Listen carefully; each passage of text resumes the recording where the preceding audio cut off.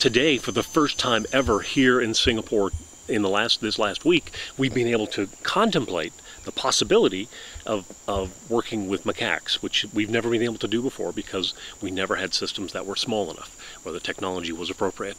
But now we think it's appropriate, and with the success that we're having this week, we will change some things. We're learning how we need to modify the systems, but we think that we're very close to having a system that will be a wonderful research tool for these animals.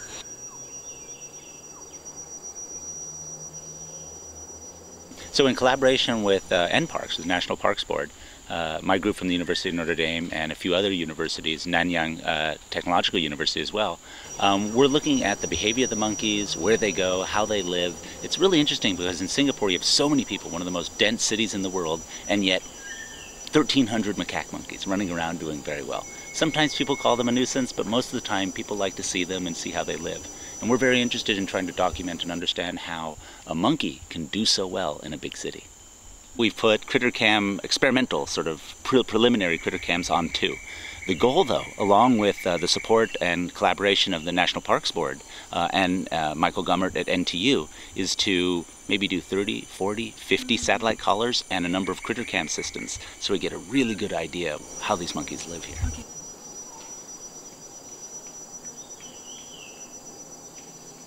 You put the collars on after you trap the monkeys and you sedate them, and then they start to wake up and they pull a little at the collar, but then once they're out, nothing. Nothing. They didn't pay attention, they didn't pull on it, nothing. They just let it go. So it's very surprising. Everyone thought they'd spend the whole time freaking out, but no, I think they just have it and the other monkeys don't respond. I mean, I think if we're very lucky, the other monkeys get jealous because these monkeys have a necklace and they don't, and so they come to us wanting more. But no, it doesn't interfere with the monkeys' lives, and that's number one rule. If we're doing any damage to the monkey's social system or health, we can't do it.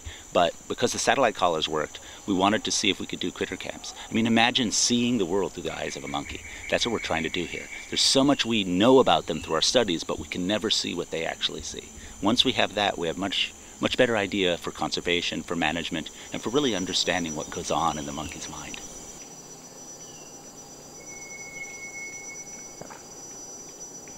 We're really focused on Bukit Timah now because that's where we know the groups much better. The major group here, the Hainhidi group, we know most of the individuals, they have names, so we can follow them, we know what their lives are like. But down the road, 3 to 4 years from now, hopefully whenever you walk through the NParks or other little areas where there are monkeys, you may notice a little collar on the monkeys, a little black box on it, and that's either a satellite receiver or a Crittercam helping us understand the monkeys' lives.